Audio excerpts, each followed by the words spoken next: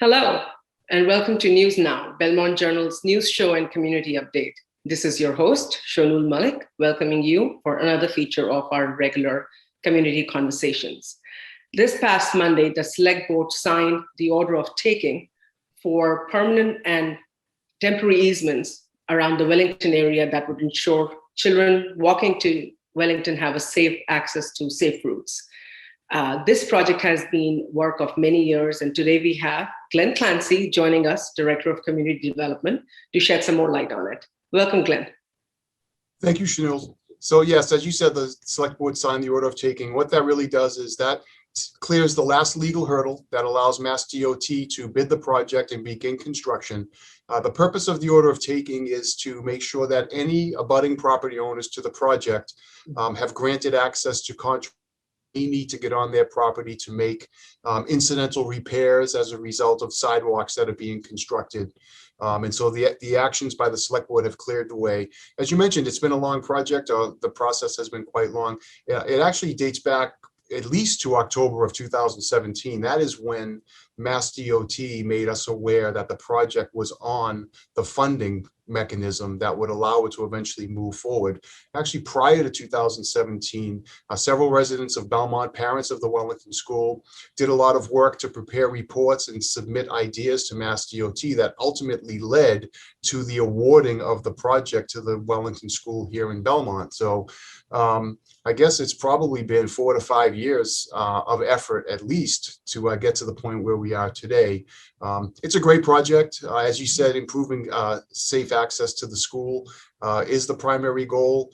The town is going to benefit by this project because two of the big elements that I think are important here: sidewalk along the Wellington School property, and actually beginning at Common Street.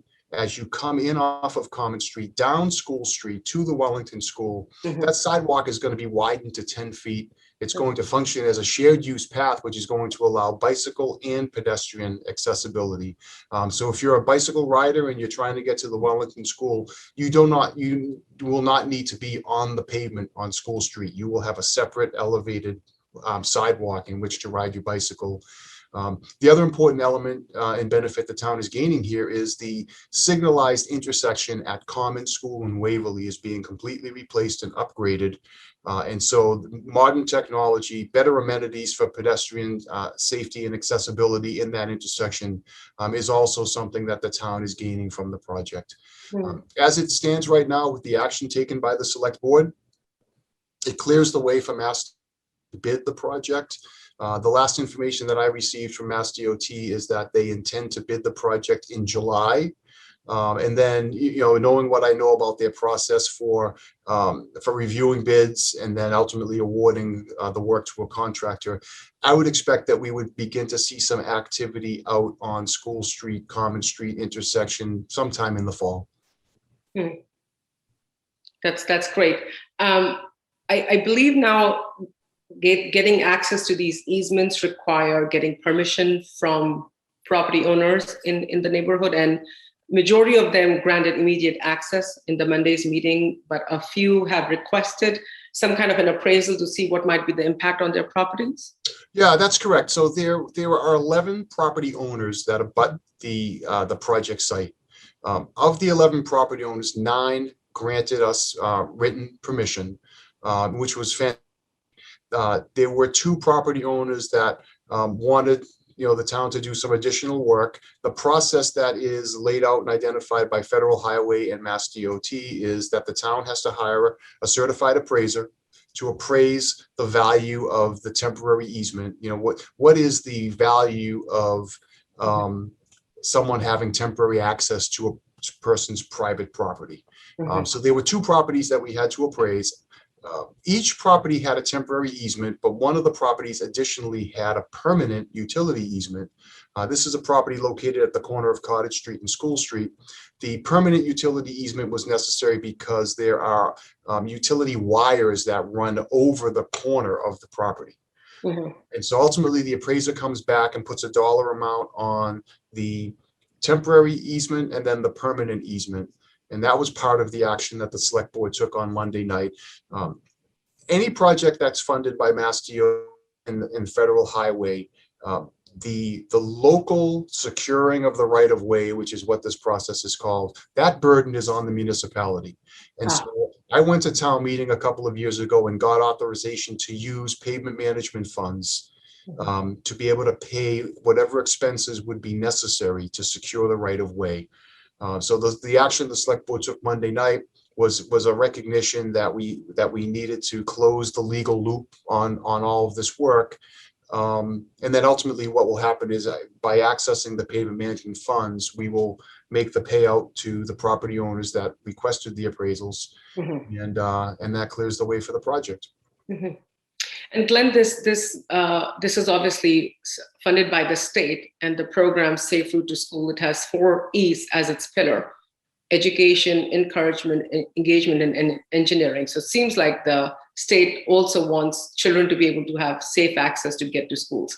Which other schools in Belmont besides Wellington have this program already installed or might be looking to do that in the future? So as I recall, the Butler and the Burbank also participated in the process that ultimately led to the Wellington being chosen. I apologize, I don't recall if the Winbrook was included there as well.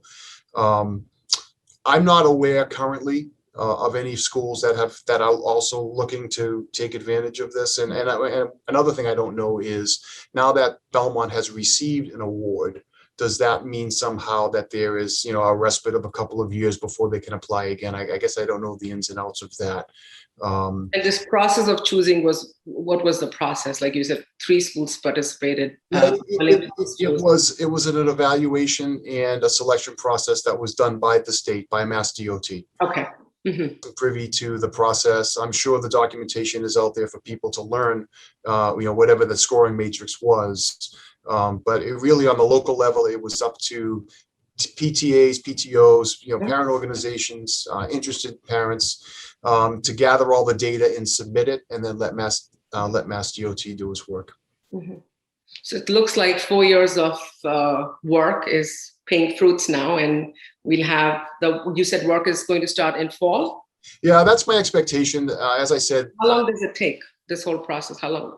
I would expect that they'd be able to get some work done in the fall before the winter sets in, and they'd probably finish up in the spring. So if I had to guess, if everything goes according to the schedule that I think they would like to hold, we're probably looking at completion sometime around June of 22. Okay. Well, this is all positive onwards movement. Thank you so much, Glenn, for joining us today. Really appreciate it. Thank you. This is Shonul Malik, your host, signing off, and I'll see you next time.